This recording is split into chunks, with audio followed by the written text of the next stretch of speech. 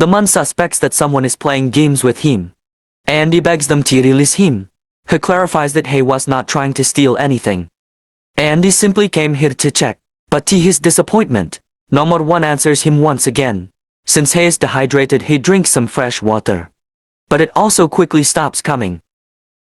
In the evening, the bathroom starts flooding again. But when he tries to drink, he realizes it's seawater this time. This terrifies the man. Andy he grabs a small jug to throw the water out, in small amounts to make matters worse. A storm hits unexpectedly, causing the boat to shake. The man tries to grab anything to avoid injuries.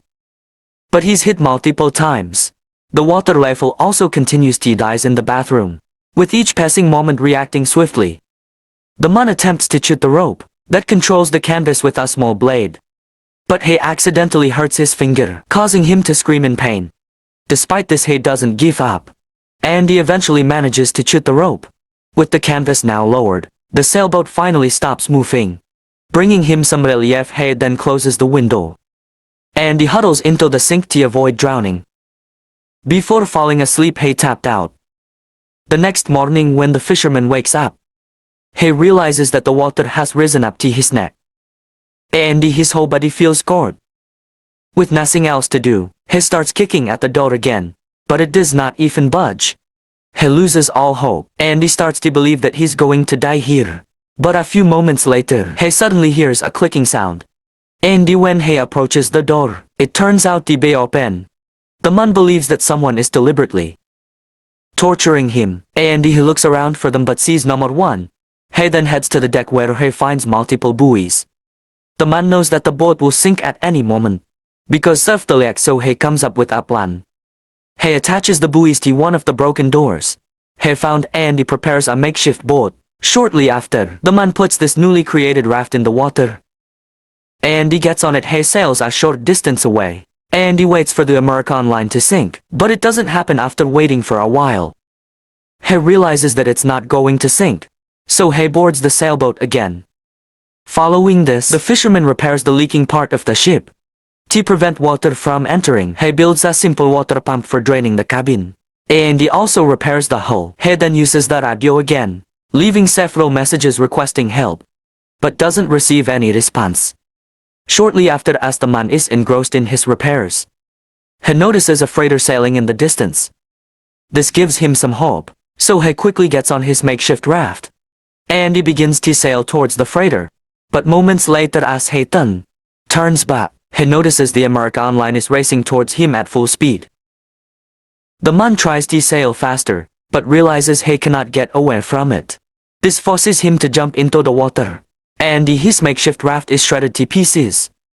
At this point, the sailboat comes to a halt. Andy the fisherman realizes it is some sort of haunted or supernatural vessel. He then decides that he'd rather float aimlessly in the water than get back into the Eiffel boat again. Again, the scene then cuts to nighttime. Andy we see that the man is still floating in the cold water. Moments later, he is startled by something. Andy gets scared, but it turns out to be a friendly dolphin. A few more dolphins also show up. Andy begin playfully jumping around him, giving him a brief moment of happiness.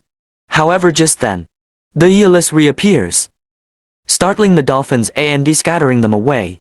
This disappoints the fisherman so greatly that he shouts at the dolphins not to leave. He then begins to feel very cold, so with no other option, he climbs back onto the eerie boat. Afterward, he heads to the bed, covers himself with a quilt, and falls asleep. The next morning, when the fisherman wakes up, he feels extremely weak and drained of energy. He looks outside and he notices that the boat is moving at a rapid pace. When he tries to go outside, he discovers that the main door to the deck is locked. Moments later, the man hears a strange sound coming from the bathroom.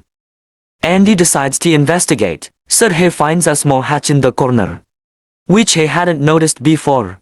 The man opens it and he discovers that it leads to a cramped storage area. However, as soon as he enters, the small door slams shut, trapping him once again. He also hears footsteps in the distance, which terrifies him even more. The man desperately tries to open the window above him, but he's unsuccessful. Meanwhile, the boat approaches a small seaside town. which could be his last chance to escape. He continues to hear footsteps, so he begs the unseen person to stop the boat. He also breaks down in tears, claiming he can't date it any longer. Soon after, the fisherman begins to have difficulty breathing, due to a lack of oxygen in such a cramped space. But just as he's about to lose consciousness, the hatch door opens automatically. The man assumes it's just another trick, so he carefully makes his way to the deck. To his shock, he discovers that the boat has now docked near town. He then jumps off the vessel without wasting any time, and he finally breathes a sigh of relief. Following this, the fisherman finds himself in a strange town. With no one in sight, he picks up an iron bar from nearby, and he starts searching for the culprit, who did this to him. However, the only things he comes across are abandoned and decaying buildings. So there's no more sign of human activity anywhere, though a few ships can still be seen docked in the harbor. Shortly after, he hears some noises in the distance, and he notices that Alice is preparing to leave. He starts walking towards it, hoping to see where it's headed, but the boat vanishes the thin air, leaving him stunned. In the final scene, the man aimlessly wanders around the island, confused and unsure of his location. After some time, he inexplicably reaches the other side of the island, which is the same place he had left at the beginning of the movie. He's shocked to see a small sailboat, the one that mysteriously disappeared days ago. As the camera pans out, we see several people nearby, enjoying their vacation as if nothing unusual had occurred.